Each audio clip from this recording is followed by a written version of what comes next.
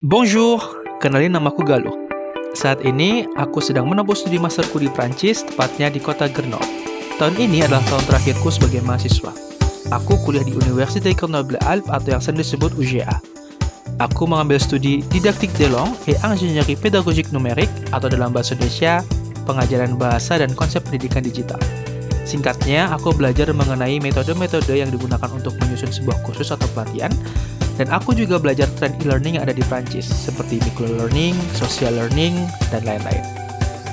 Tapi, di video-videoku, aku akan berbagi perjalananku mengunjungi kota-kota di Prancis, di mana aku akan mengunjungi 30 desa dan kota di Prancis sebelum berusia 30 tahun, yang kusebut 30 avant 30 ans.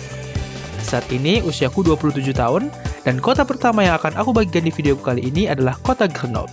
Kota di mana aku tinggal yang sering disebut La Capitale des Alpes atau Ibu Kota Pegunungan Alpen. So, ikutin terus videoku kali ini.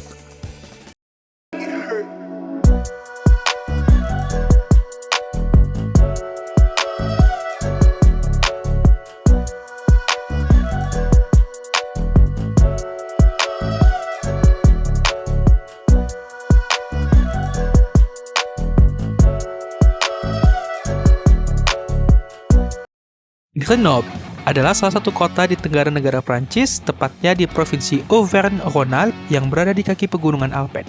Menurut INSEE, kota ini memiliki 160.649 jiwa pada tahun 2015. Kota ini dikenal sebagai penghasil kacang walnut, dan pada zamannya merupakan produsen sarung tangan yang diekspor hingga ke seluruh dunia. Iya, sarung tangan yang dipakai oleh wanita-wanita pada zaman kerajaan di Prancis. Grenoble juga dikenal dengan kota paling rata se-Prancis, di mana kalian bisa menjelajah kota dengan sepeda yang kalian bisa sewa per hari. Kali ini, aku akan ajak kalian melihat kota Grenoble, mulai dari tempat tinggalku dulu sampai ke pasar Natal. Video ini diambil pada bulan November 2022 pada saat masih ada pasar Natal di kota ini. Tujuan pertama kita ke Le Rabot, salah satu asrama mahasiswa di mana aku dulu tinggal. Letaknya di atas bukit di bawah benteng La Bastille. Oke, bonjour teman-teman. Jadi sekarang aku mau ke Rabot. Rabot itu salah satu krus atau tempat tinggal yang ada di Grenoble untuk para mahasiswa. Tapi uniknya Rabot ini terletak di atas bukit. Kenapa seperti itu? Karena konon katanya dulu di atas ada universitas dan di sana akhirnya dibukalah krus, tapi sekarang karena universitas itu sudah nggak beroperasi, jadi harus ditutup. Nah, untuk ke sana kita mau jalan kaki dan kita akan lewatin salah satu jembatan yang lumayan terkenal di Grenoble, yang di situ juga ada cerita di baliknya. Ikutin terus videonya ya.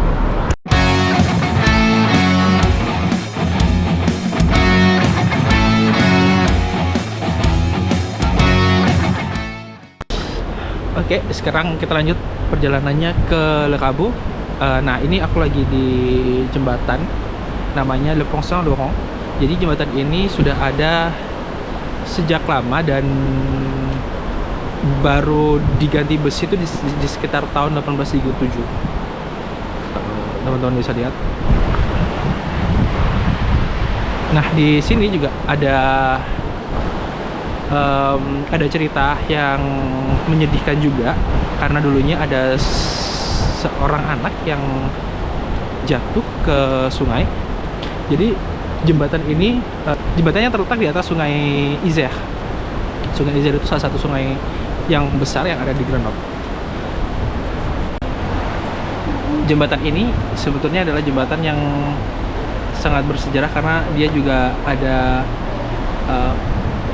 peringatan memperingati salah satu orang yang sangat berjasa, namanya Jean Ferrand, yang meninggal di tanggal 22 Agustus 2010 di umurnya yang 53 tahun. Kenapa kok dia sampai dibikinkan salah satu monumen peringatan seperti ini? Karena dia pernah menyelamatkan seorang wanita muda yang pernah hanyut di sungai Isère. Nah, sekarang ini kita lagi ada di gerbangnya menuju La Bastille dan juga gerbang menuju Rabot. Di sini ada patung singa sama patung ular. Nah, namanya monumen ini La Fontaine du Lion. Nah, buat kalau kita mau ke Basti atau ke Rabo, kalau kita mau naik tangga, kita mulai dari sini. Jadi saran sebelum naik ke Basti, isi dulu botol kalian di sini, karena di sini kan bisa ngisi air gratis.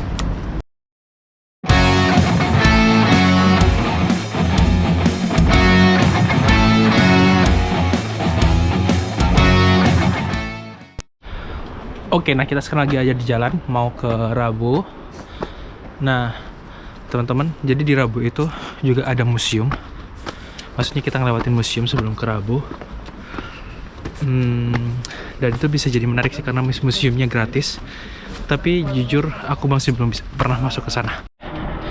Tapi satu yang paling aku suka ketika aku di Rabo adalah setiap hari pemandangannya bakalan kayak gini nih. Jadi kalian bisa lihat di belakang sana, nah itu adalah pegunungan Alpen yang mengelilingi Grenoble. Jadi kayak seperti yang aku bilang tadi teman-teman, kalau kita mau ke Rabo kita bakalan ngelewatin museum. Kalian bisa lihat di belakang, ini adalah tampilan samping dari museumnya. Nanti kita lihat dari depan ya. Oke teman-teman, jadi kita sekarang akan masuk ke wilayah residensi Rabo.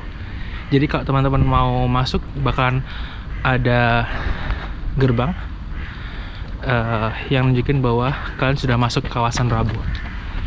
Gerbangnya sudah ada di depan dan kita akan masuk dan kita akan lihat sebenarnya seperti apa sih Rabo itu.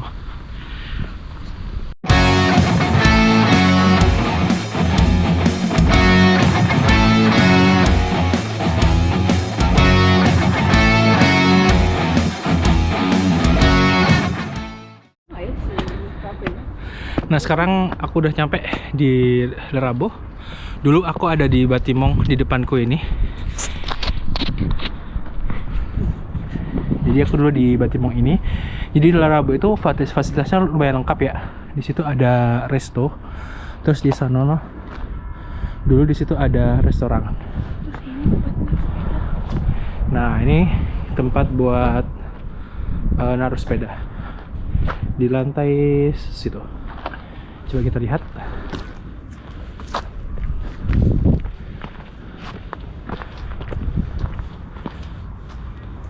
Nah, Batimongnya ini. Chakos.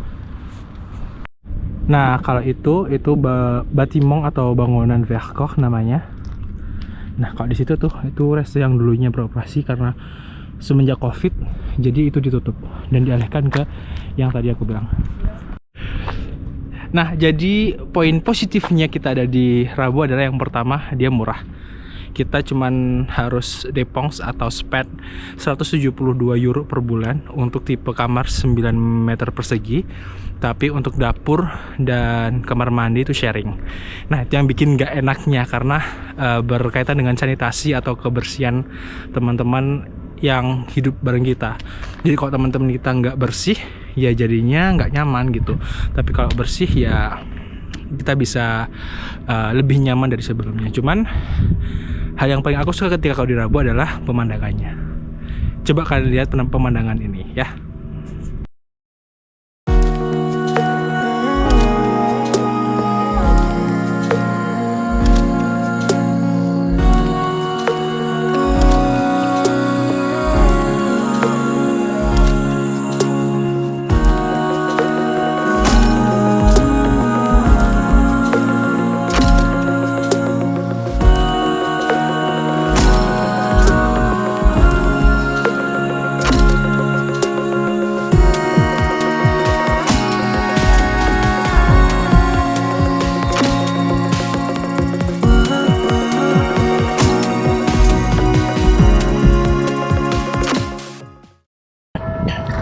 Nah dulunya teman-teman, kamarku itu ada di sebelah sini nih. Jadi kalau bangun tidur itu view-nya adalah teleferik yang lagi jalan dan gunung-gunung ini yang sekarang lagi diselimutin sama salju.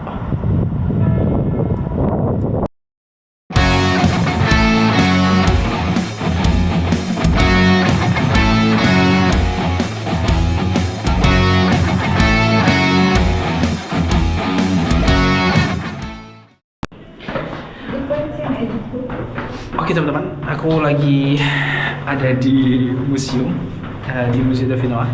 Sekarang kita akan menuju ke Susol atau di ruangan bawah tanahnya. Di museum ini kita akan lihat sedikit sejarah dari Grenoble. Ada juga dulu ada pabrik gong atau kamu di gong France. Oh dia sarung tangan. Jadi Grenoble itu dulu terkenal sama produksi sarung tangannya, dan nanti kita akan lihat gimana eksposisi dari museum ini ya.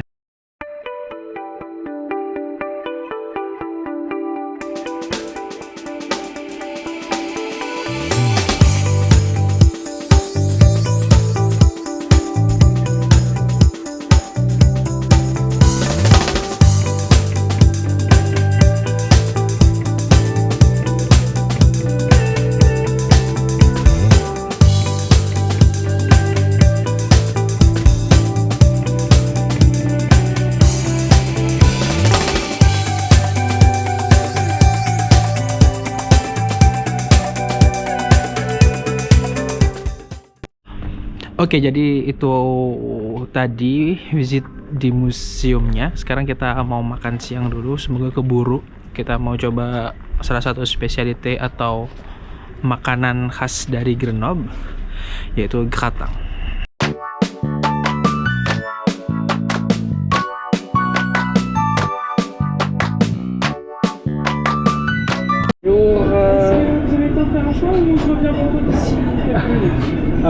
J'ai déjà décidé. Oui, bon, ça m'a dit. D'accord.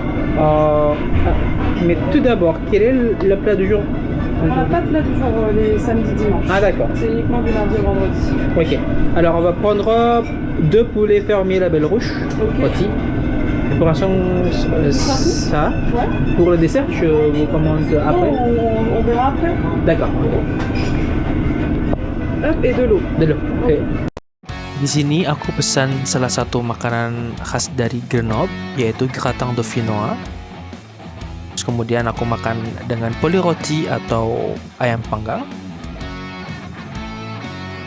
Dan dessertnya aku ambil satu profiterole, yaitu makanan khas Prancis, di mana ada kue sus yang di dalamnya ditaruh es krim. Bon appétit! Halo teman-teman, jadi ini tadi aku barusan selesai makan di Ferme ADD, dan sekarang aku mau nunjukin kalian boule atau teleferik yang terkenal di Grenoble.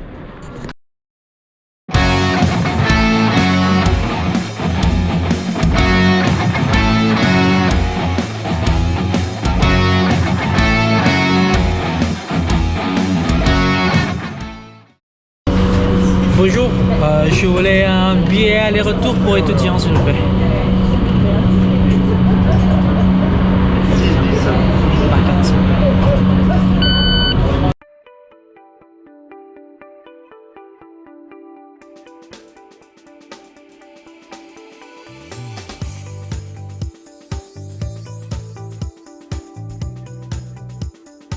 Teleferik atau yang biasa kita sebut gondola merupakan salah satu moda transportasi yang ada di Grenoble.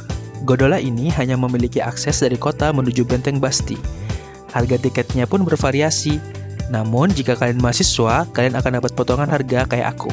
Tiket bisa dibeli untuk aller simple atau pergi saja, ataupun aller retour atau pulang pergi. Selamat menikmati pemandangan kota Grenoble dari Teleferik de Grenoble.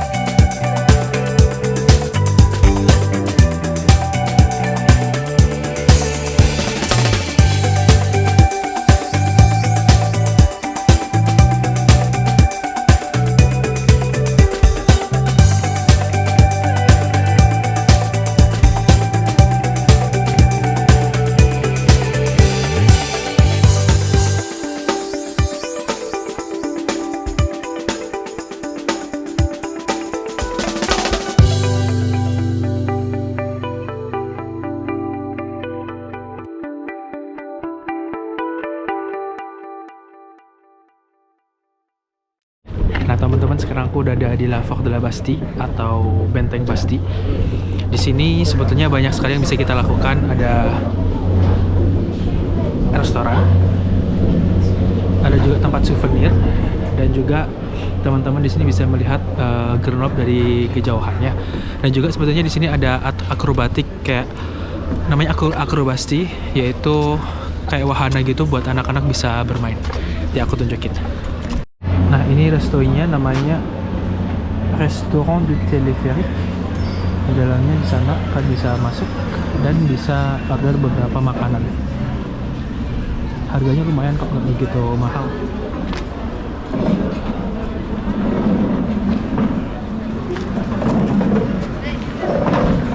Nah paling enak tuh kayak gini nih, sore-sore kita bisa nikmatin waktu, nikmatin kota bareng keluarga di resto sambil makan-makan di atas. Ini juga ada mesin souvenir. Biasanya sih di sini kita bisa beli kayak koin gitu. Harga di sini dilihatin kalau front depannya kayak gini, verso belakangnya kayak gini. Jadi souvenirnya kayak koin gitu yang bergambarkan teleferik icon Grenoble. Masukin uangnya di sini, 2 euro, harganya 2 euro. Bisa 2 kali 1 euro atau 2 euro. Atau kalau toko fisik ada juga di sampingnya kayak gini. Jadi kan bisa masuk, bisa beli-beli souvenir khas Grenoble. Sekarang aku bakalan ngajak kalian ke atas buat ngeliat Grenoble dari atas, dari dataran yang paling tinggi di La Porte de la Bastille.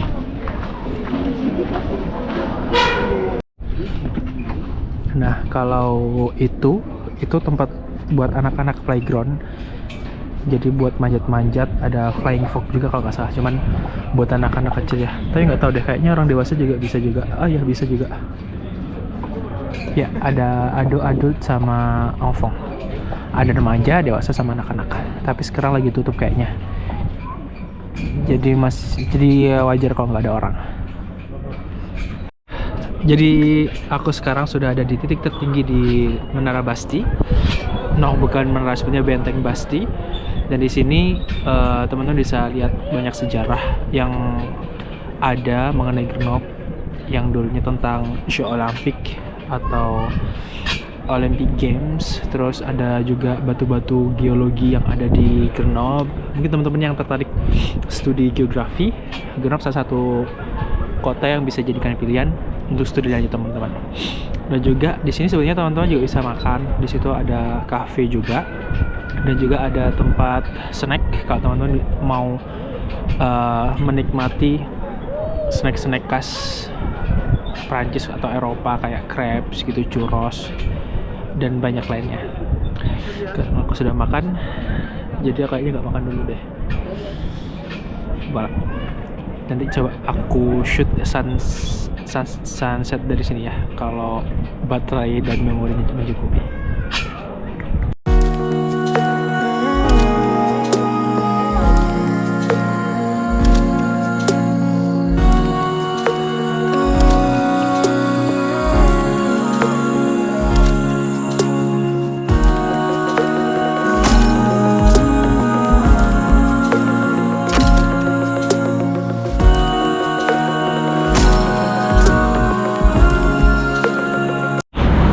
Oke teman-teman, jadi aku barusan dari La Bastille. Kalian bisa lihat tadi kita di sana udah keliling-keliling. Nah, untuk menutup video kali ini, aku bakal ngajak kalian ke Marché de Noël. Jadi Marché de Noël itu adalah pasar Natal, pasar malam Natal yang biasanya sih ada di negara-negara Eropa dan salah satunya Prancis. Jadi Marché de Noël ini kalau di Grenoble dimulai dari tanggal 25 November sampai tanggal 24 Desember. Nah, gimana nanti di sana ada apa aja? Jangan skip videonya.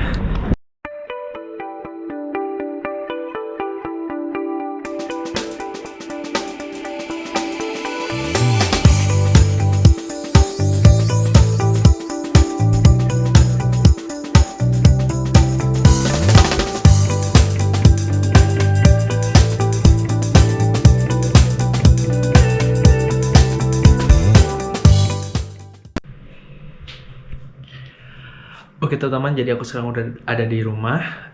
Sorry tadi nggak bisa bikin closing di sana karena banyak sekali bunyi musik yang jadinya nanti suara aku nggak kedengeran. Jadi gitu aja untuk video pertamaku kali ini. Kalau kalian suka, kalian boleh bagikan, subscribe, atau kalian juga bisa like videonya. Kalau kalian punya usulan kegiatan-kegiatan yang pingin kalian tahu selama aku di Prancis, kalian boleh komen juga di bawah. Terima kasih sudah ngikutin videoku kali ini. Sampai jumpa di video selanjutnya. Ciao.